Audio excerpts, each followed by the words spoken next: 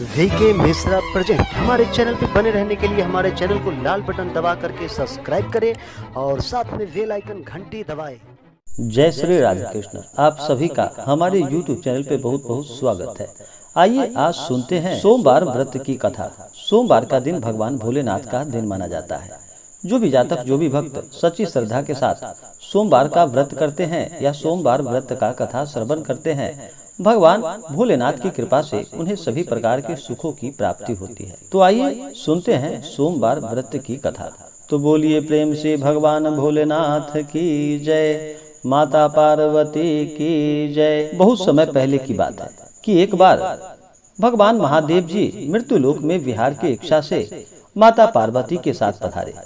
विदर्भ देश की अमरावती नगरी पहुँचे और वह सभी सुखों से परिपूर्ण थी। भगवान वहाँ के राजा द्वारा बनाए गए एक अत्यंत सुंदर शिव मंदिर में रहने लगे।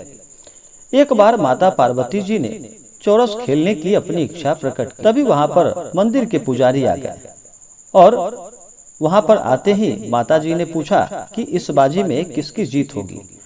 तो वह पुजारी ब्राह्मण ने कहा कि महादेव की जीत होगी, लेकिन पार्वती माता जीत गई। तब ब्राह्मण को उन्होंने झूठ बोलने के अपराध में कोढ़ी होने का श्राप दे दिया।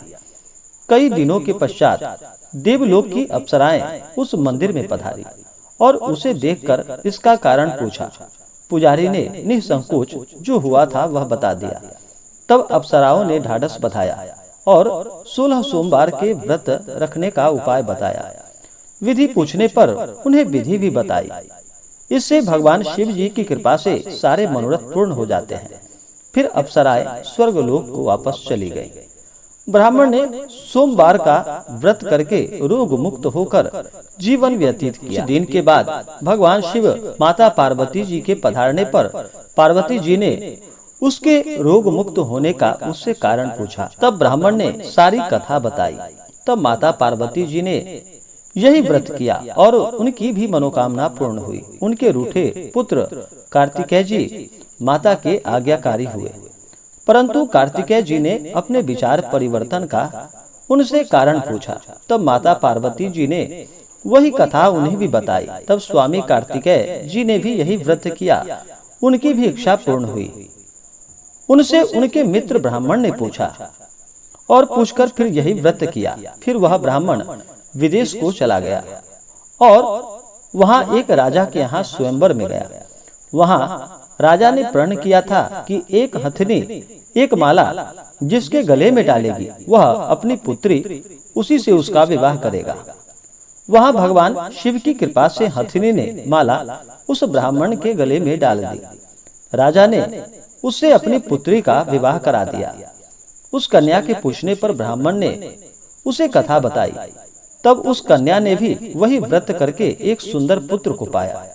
बाद में उस पुत्र ने भी यही व्रत किया और वृद्ध राजा का राज्य पाया। जब वह नया राजा सोमवार की पूजा करने गया तो उसकी पत्नी अश्रद्धा होने से वहां पर नहीं गई। पूजा पूर्ण होने पर आकाशवाणी हुई कि हे राजन, इस कन्या को छोड़ दे, अन्यथा तेरा सर्वनाश हो जाएगा। अंत में उसने रानी को राज्य से निकाल दिया। वह रानी भूखी प्यासी रोती हुई दूसरे नगर में पहुंची। वहां एक बुढ़िया उसे मिली जो कि धागे बनाती थी। उसी के साथ काम करने लगी। पर दूसरे दिन जब वो धागा बेचने के लिए निकली तो अचानक तेज हवा चली और सारे धागे उड़ गए। तो मालकिन ने गुस्से में आकर उसे काम से निकाल दिया। फिर रोते फिरते वह एक तेली के घर में पहुंची। तेली ने उसे रख लिया, पर भंडार घर में जाते ही तेल के बर्तन गिर गए और तेल बह गया। तो उसे तेली ने भी उसे घर से निकाल दिया। इस प्रकार सभी जगह से निकाले जाने के बाद एक सुंदर वन में पहुंची। वहां के तालाब में पानी पीने के लिए जब बढ़ी तो तालाब सूख गया। थोड़ा पानी बचा था जो कि कीटों से युक्त था, उसमें कीड़े हो गए थे। उसी पानी को पीकर वो एक वृक्ष के नीचे बैठ गई, पर तुरंत उस वृक्ष के पत्ते भी झड़ गए। इस तरह वो जिस वृक्ष के नीचे से गुजरती वह वृक्ष पत्तों से विहीन हो जाता था। ऐसे ही सारा वन ही सूखने को आया। यह देखकर कुछ चरवाहा उस रानी को लेकर एक शिव मंदिर के पुजारी के पास ले गए। वहाँ रानी ने पुजारी से आग्रह की और सारी बातें बताई, और पुजारी ने सुनकर कहा कि तुम्हें शिव का श्राप लगा है। रानी ने विनती करके पूछा तो पुजारी ने इसके निदान का उपाय बताया और सोमवार व्रत की विधि भी बताई। रानी ने तन मन से व्रत पूरा किया और भगवान शिव की कृपा से 17वें सोमवार को राजा का मन परिवर्तन हुआ। राजा ने रानी को ढूंढने के लिए दूत भेजा। पता लगने के बाद राजा ने बुलावा भेजा, पर पुजारी ने कहा कि राजा को स्वयं भेजो। इस पर राजा ने विचार किया और स्वयं पहुँचे। रानी को लेकर दरबार पहुँचे और उनका स्थान जो था उन्हें प्रदान किया। संपूर्ण शहर में खुशियां मनाई गई। राजा ने गरीबों को काफी दान और दक्षिणा भी दी और भगवान शिव के परम भक्त होकर नियम पूर्वक 16 सोमवार का व्रत करने लगे और संसार के सुखों का सुख भोग कर अंत में शिव धाम को चले गए। इस प्रकार जो भी भक्त मन लगाकर सच्ची श्रद्धा के साथ नियम पूर्वक नियमित रूप से 16 सोमवार का व्रत करते हैं, वह इस लोक में परम सुख को प्राप्त करते हैं और अंत में परलोक में उन्हें मुक्ति प्राप्त होती है। भगवान भोलेनाथ सभी की इच्छाओं को पूर्ण करते हैं।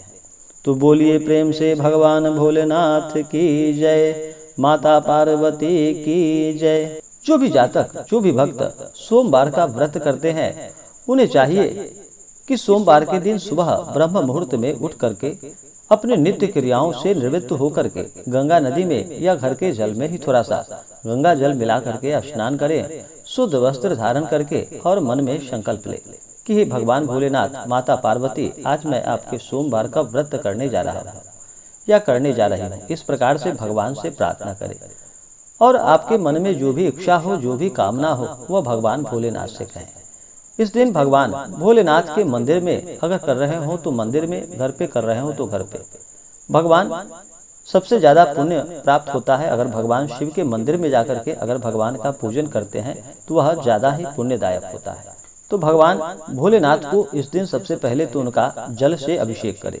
भगवान भोलेनाथ ही एक ऐसे देव हैं जो कि अपने भक्तों के ऊपर थोड़े से जल से ही प्रसन्न हो जाते हैं और अपना कृपा बरसाते हैं।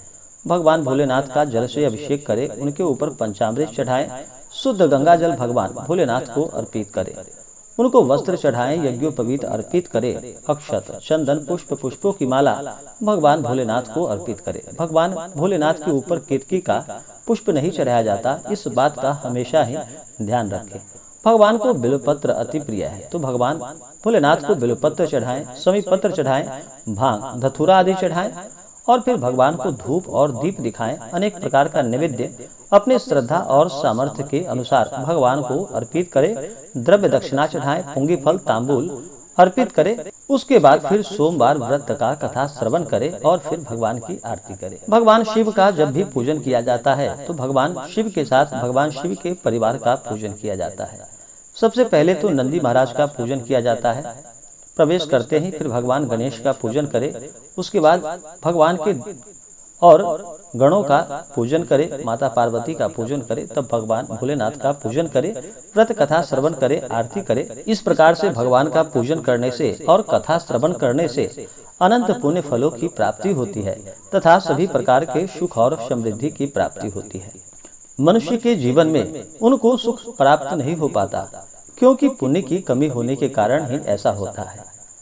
कभी कभी पुनर्जन्म के पाप भी होते हैं जिसके कारण से मनुष्य को बहुत सारे कष्ट को झेलने पड़ते हैं, लेकिन वही जब पुण्य उदय होने लगता है, पुण्य बढ़ने लगता है, तो फिर धीरे धीरे पाप नष्ट हो करके उसके बाद ही सभी प्रकार के सुख और समृद्धि की प्राप्ति होती है। कभी भी कोई पूजन या व्रत किसी भी प्रकार का शुभ कार्य करते हैं तो मन में सच्ची लगन और श्रद्धा होना अति ही अनिवार्य है। कभी भी अश्रद्धा रूप से पूजन कर्म नहीं करना चाहिए, यह लाभकारी नहीं होता है। तो भगवान का सच्ची श्रद्धा के साथ पूजन करें, कथा श्रवण करें, इससे लाभ की प्राप्ति होगी। तो आशा करता हूँ कि यह जानकारी आपको अच्छा लगा हो। ऐसे ही ज्ञानवर्धक जानकारियाँ प्राप्त करने के लिए हमारे इस चैनल को लाल बटन दबा करके सब्सक्राइब करें, साथ में बेल आइकन घंटी दबाएं ताकि मेरे वीडियो का नोटिफिकेशन आपके पास सबसे पहले पहुंचे। वीडियो को लाइक और अपने मित्रों तथा दोस्तों के साथ शेयर करें। सुखी रहें और स्वस्थ रहें। जय श्री राधे कृष्ण। धन्यवाद। आप सभी भक्तों के ऊपर भगवान भोलेनाथ और माता पार्वती का कृपा सदैव बना रहे। सभी सदा स्वस्थ रहें और सदा खुशहाल।